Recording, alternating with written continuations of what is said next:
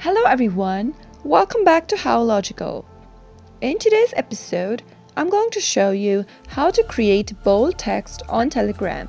Watch the video till the end to learn how. If you are not subscribed to our channel yet, hit the subscribe button and press the bell icon so that YouTube will notify you whenever we post a new video.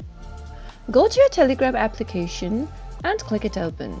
As soon as you're in, select the contact you want to send the bold text to. Now, in your message box, simply type in the text you want to send.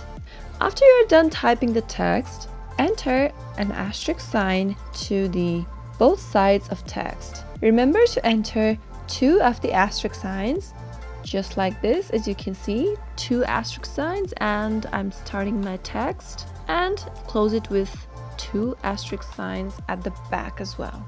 Now simply send the text, and as you can see that I have sent a bold text to one of my contacts on Telegram.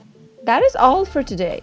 If you liked the video, go ahead and give it a thumbs up. Feel free to comment down below in the comment box if you have a question or a feedback. I'll surely be back again with more tutorial episodes. Thank you for watching.